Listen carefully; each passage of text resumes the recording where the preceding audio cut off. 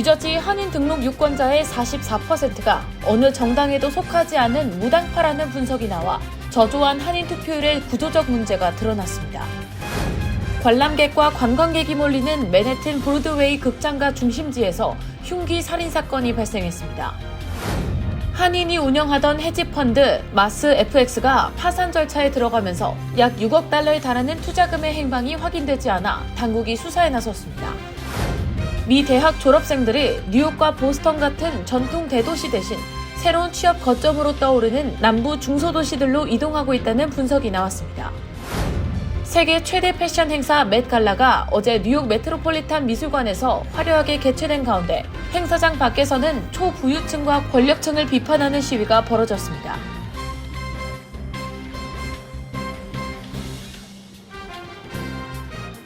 헬문스버그의 최우선의 목표는 최고의 고객 서비스를 제공하는 것입니다. 전문 세일즈팀과 함께하는 고급 쇼룸에서 여러분이 좋아하는 머세디스 벤츠 모델을 만나보실 수 있습니다. 헬문스버그와 함께라면 완벽한 차량을 찾는데 필요한 모든 것이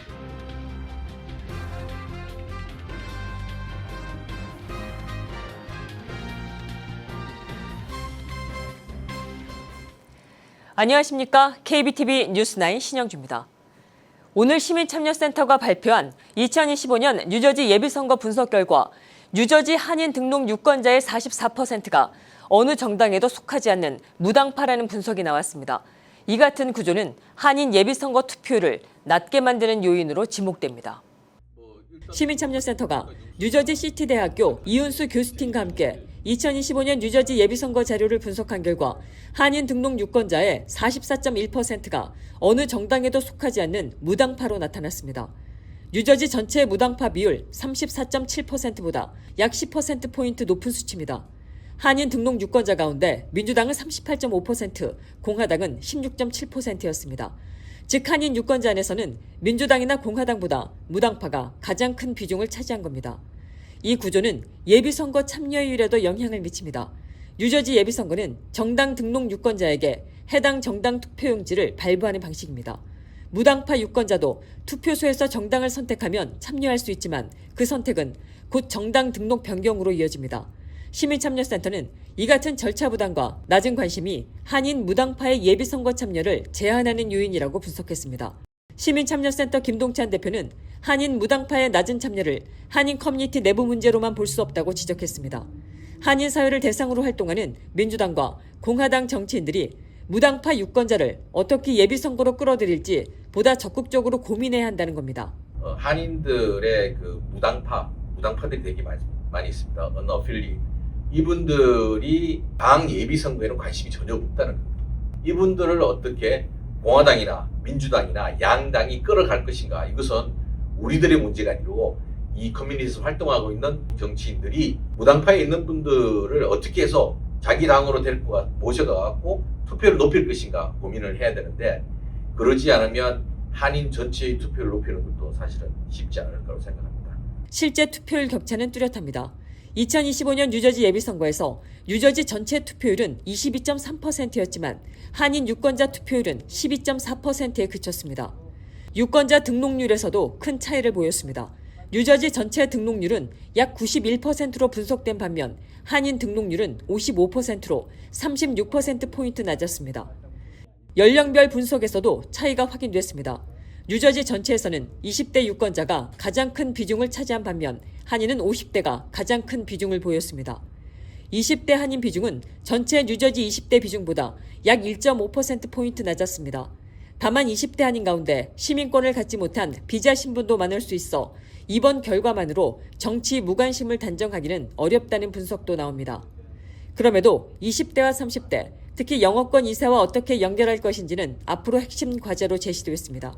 우리가 커뮤니티의 2세대하고 커뮤니티가 많이 단절이 되어 있다. 그들을 어떻게 커넥해서 커뮤니티에서 등록을 하게끔 할 것인가, 이것도 하나의 문제입니다. 근데 언어의 문제도 있고 그들이 우리 커뮤니티와 단절되어 있는 문제도 있고 해서 전반적인 문제라고 생각이 듭니다.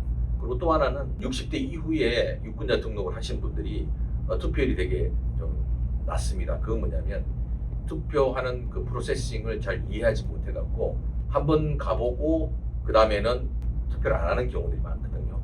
그래서 저희들이 그런 분들을 위해서 투표 기계를 어떻게 작동하는지를 시뮬레이션을 만들어 갖고 투표 기계를 어떻게 쓰는지를 가르쳐 드리니까 미리 와갖고 연습을 좀 하고 가시면 투표하는데 아마 큰 지장이 없을 거라고 봅니다. 뉴저지 한인 등록 유권자 약 4만 800여 명 가운데 2만 3천여 명이 버겐카운티에 거주하는 것으로 나타났습니다. 한인 등록 유권자의 절반 이상이 버겐카운티에 몰려있는 셈입니다. 하지만 한인이 많이 사는 지역이라고 해서 투표율이 높게 나타난 것은 아니었습니다. 펠리세이드 파크와 포트리 등 주요 한인 밀집 타운에서도 등록과 실제 투표 사이의 격차가 확인됐습니다. 투표 방식에서는 우편 투표 비중이 눈에 띄었습니다. 한인 투표자의 41%가 우편 투표를 선택했고 투표소 기계 투표는 56%였습니다. 시민참여센터는 우편 투표가 한인 유권자들에게 중요한 참여 통로가 되고 있다고 평가했습니다. 다만 주소 변경이 반영되지 않거나 우편 투표 서명이 등록 당시 서명과 달라질 경우 표가 제대로 인정되지 않을 수 있어 주의가 필요하다고 밝혔습니다. 메일 투표가 상당히 높은데 여기에서도 이제 문제가 되는 거는 유권자 등록했을 때 뭘로 사인했는지 기억 못하는 분들이 많이 있어요. 그래서 그렇게 투표를 했음에도 무효 투표되는 과정들이 많이 있거든요. 그거는 정치인들이 다 알고 있습니다. 그런 것들을 사전에 좀 준비해서 본인이 유권자 등록을 뭘로 했는지 아니면 유권자 등록을 할 때 가급적이면 드라이버 라이센스 번호를 넣고 나중에 DMV를 통해 갖고 어떤 사인을 했는지를 본인이 좀 확인할 수 있는 것들이 필요할 것 같습니다. 시민참여센터는 2026년 뉴저지 예비선거를 앞두고 한인 밀집 지역 캠페인과 함께 유권자 서명 확인 안내 그리고 영어권 2세 한인 대상 프로그램 확장을 핵심 과제로 제시했습니다. 이사 등으로 주소가 바뀐 유권자의 등록 정보는 자동으로 변경되지 않는 만큼 시민참여센터 웹사이트를 통해 본인의 유권자 등록 상태를 미리 확인해 줄 것을 당부했습니다. 뉴저지 유권자 등록 마감일은 다음 주 수요일입니다. 맨해튼 타임스퀘어 한복판에서 흉기 살인 사건이 발생했습니다. 브로드웨이 극장가, 관람객과 관광객이 몰리는 중심지에서 벌어진 사건이라 충격이 더 큽니다. 용의자 3명은 현재까지 모두 도주한 상태입니다. 뉴욕 맨해튼 타임스퀘어 한복판에서 30대 남성이 흉기에 찔려 숨졌습니다. 뉴욕 경찰은 지난 4일 밤 11시 30분쯤 웨스트 43번가 식당 버거앤 랍스터 앞에서 39세 남성이 얼굴과 가슴, 등을 여러 차례 찔린 채 발견됐다고 밝혔습니다. 매사추세츠주 출신으로 알려진 피해자는 인근 벨뷰 병원으로 옮겨졌지만 끝내 숨졌습니다. 사건이 발생한 곳은 브로드웨이와 6번가 사이 뮤지컬 공연장이 밀집한 극장가 한복판으로 뮤지컬 앤드 줄리엣이 공연 중인 스티븐 손드하임 극장에서 불과 몇 걸음 거리입니다. 경찰은 검은색 옷을 입은 남성 3명이 사건 직후 도주했다고 밝혔습니다. 경찰은 이들이 피해자와 말다툼을 벌이다 흉기를 휘두른 것으로 보고 있습니다. 인근 폐쇄 회로 카메라에 언쟁 장면이 포착됐지만 범행 순간은 담기지 않았습니다. 또 피해자는 노숙자였던 것으로 전해졌으며 가해자들과의 관계는 아직 확인되지 않았습니다. 사건은 타임스퀘어 중심부 경찰 순찰이 집중되는 지역에서 발생했습니다. 다만 자정에 가까운 늦은 시간 식당과 극장 사이 골목 인근에서 벌어진 만큼 야간 안전에 대한 우려도 제기되고 있습니다. 경찰은 도주한 용의자 3명을 추적하는 한편 목격자나 관련 정보가 있을 경우 익명 제보전화 1800-577-TIPS 숫자로는 8477로 신고해 줄 것을 당부했습니다. 로스앤젤레스 지역을 기반으로 한인이 운영하던 헤지펀드 마스 FX가 파산 절차에 들어가면서 약 6억 달러에 달하는 투자금의 행방이 확인되지 않아 파장이 일고 있습니다. 수사당국은 사기의 가능성까지 염두에 두고 본격 조사에 착수했습니다. 보도에 김은지 기자입니다. LA 지역에서 한인이 운영하던 헤지펀드가 파산 절차에 들어가면서 약 6억 달러 규모의 투자금 행방을 둘러싼 수사와 논란이 이어지고 있습니다. 투자자 피해 우려가 커지는 가운데 수사당국은 자금 흐름과 규모를 중심으로 조사를 진행하고 있습니다. 해당 펀드 마스 FX는 2020년 설립 이후 연평균 19% 수익률과 월 손실 제로를 내세우며 빠르게 투자자를 끌어모았습니다. 개인 투자자는 물론 가족 신탁, 연금, 사모펀드 자금까지 유입됐으며 투자자는 약 500명에 달하는 것으로 알려졌습니다. 하지만 최근 펀드가 파산 절차에 들어가면서 상황이 급변했습니다. 블룸버그 통신에 따르면 투자금 상당 부분의 흐름이 명확히 확인되지 않고 있으며 자금 추적에도 어려움이 이어지고 있습니다. 수사는 빠르게 확대되고 있습니다. 연방수사국 FBI가 조사를 진행 중인 가운데 최소 3개국에서 문서 위조와 자금 세탁 관련 소송도 동시에 제기된 상태입니다. 마스 FX는 데이비드 최가 이끄는 노버스 캐피털 파트너스를 통해 운용된 것으로 파악됐습니다. 지분 구조는 데이비드 최와 그의 동생 제이 최가 각각 25%씩 보유하고 나머지는 다른 파트너들이 나눠 가진 형태입니다. 펀드는 통화와 금을 활용한 롱숏 전략으로 안정적인 수익을 창출했다고 주장해왔습니다. 그러나 파산 이후 이러한 수익이 실제 거래를 통해 발생했는지 여부가 핵심 쟁점으로 떠올랐습니다. 투자금은 미국과 홍콩 등을 거쳐 영국령 버진아일랜드의 한 기술업체로 이동한 것으로 추정되지만 해당 업체는 관련 거래 자체를 부인하고 있어 진상규명이 쉽지 않은 상황입니다. 문제 조짐은 이미 2024년 말부터 나타났습니다.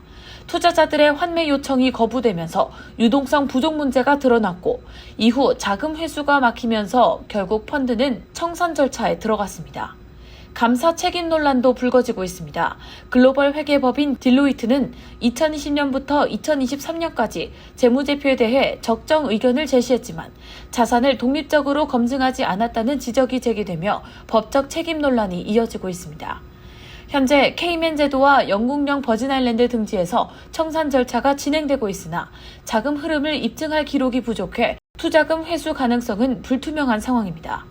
이번 사건은 고수익을 앞세운 투자 상품의 구조적 위험과 함께 재무감독 및 감사 체계의 허점을 드러낸 사례로 평가되고 있으며 수사 결과에 따라 추가 법적 공방과 처벌로 이어질 가능성이 커지고 있습니다.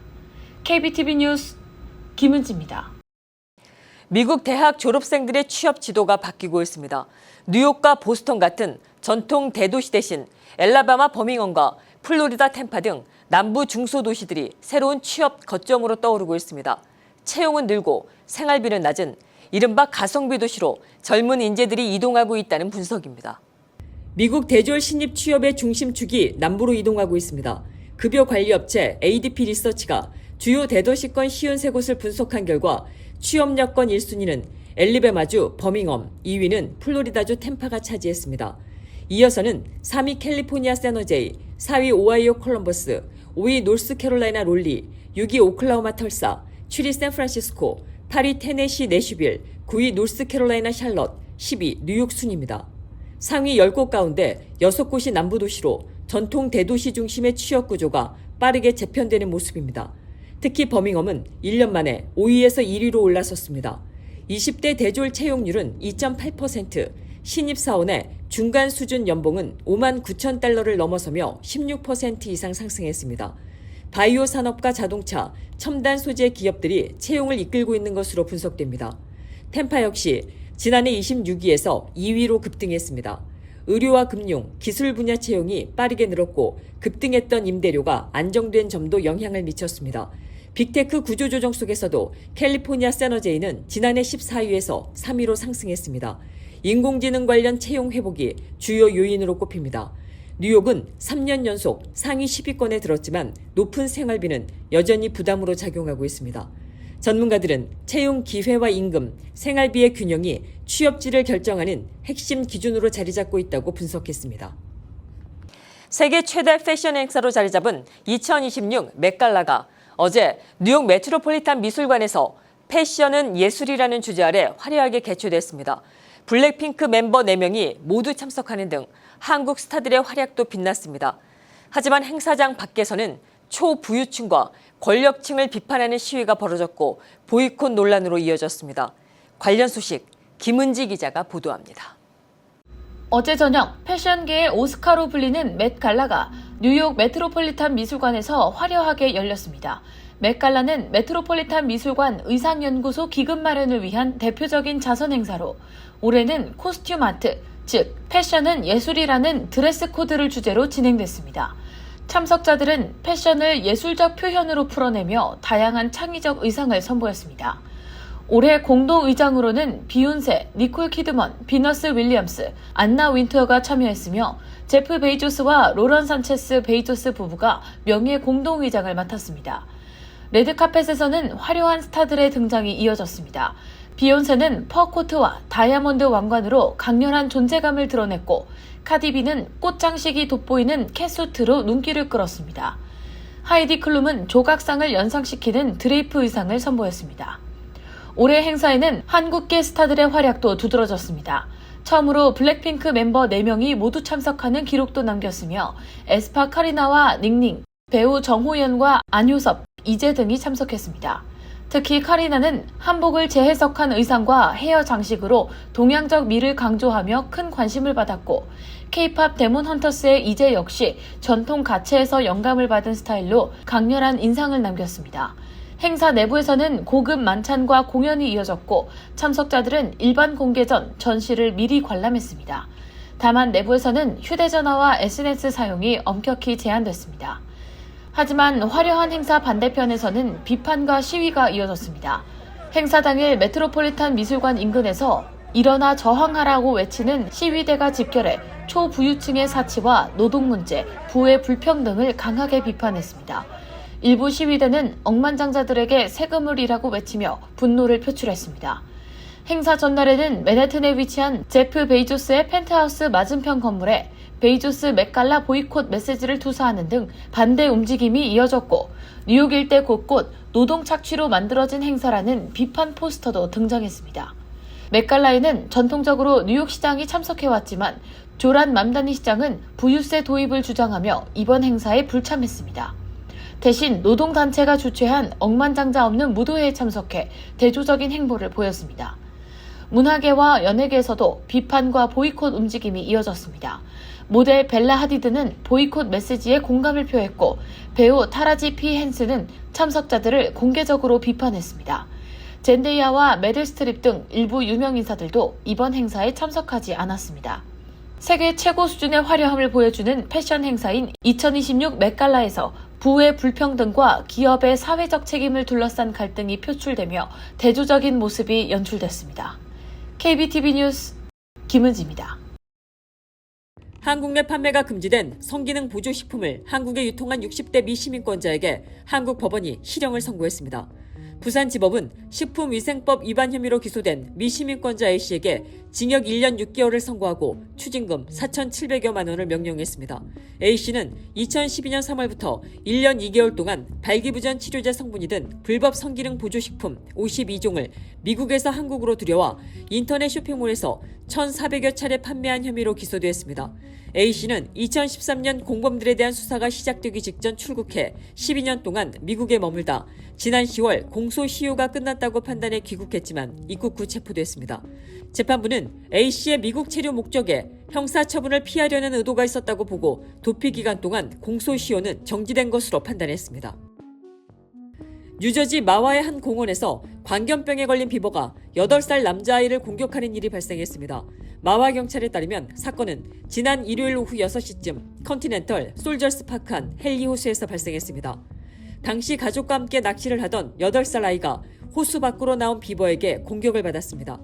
아이는 도망치려다 넘어지면서 허벅지를 물렸고 함께 있던 가족 지인이 비버를 떼어낸 것으로 전해졌습니다. 아이는 이후 인근 병원으로 옮겨져 치료를 받았습니다. 같은 날 공원 안에서는 같은 비버에게 공격을 당했다는 신고가 추가로 접수됐고 동물 통제반이 현장에 출동해 비버를 포획했습니다. 검사 결과 해당 비버는 광견병 양성 판정을 받은 것으로 확인됐습니다. 당국은 이 비버와 접촉했거나 물릴 가능성이 있는 사람은 즉시 보건당국에 신고하고 필요한 치료를 받을 것을 당부했습니다.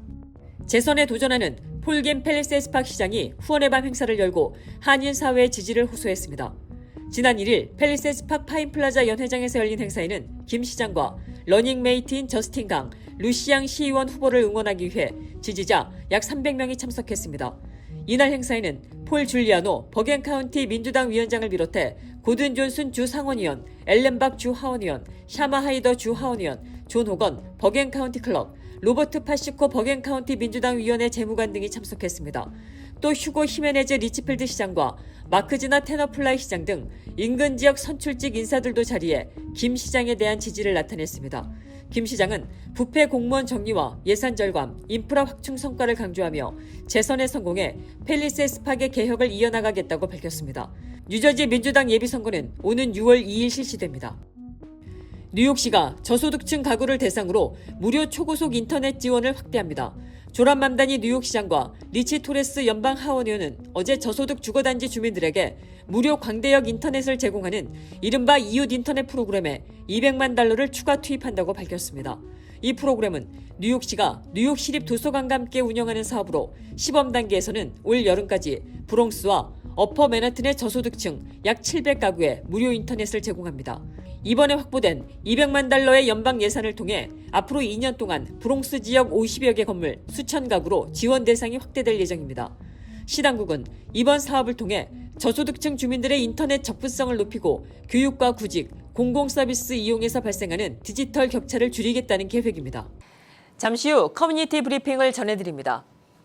헬մ스버그의 최우선의 목표는 최고의 고객 서비스를 제공하는 것입니다. 전문 세일즈팀과 함께하는 고급 쇼룸에서 여러분이 좋아하는 머세디스-벤츠 모델을 만나보실 수 있습니다. 헬մ스버그와 함께라면 완벽한 차량을 찾는 데 필요한 모든 것이 준비되어 있습니다.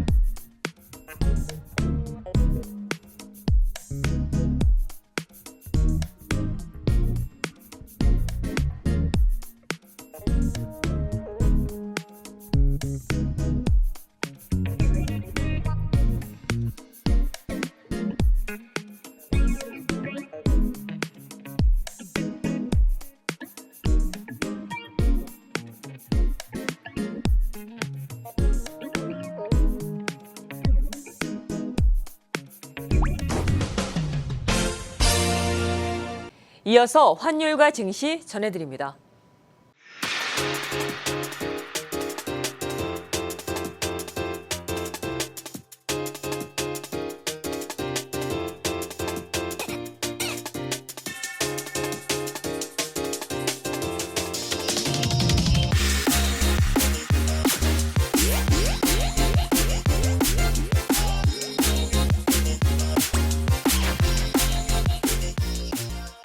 계속해서 뉴욕과 뉴저지 날씨 전해드립니다.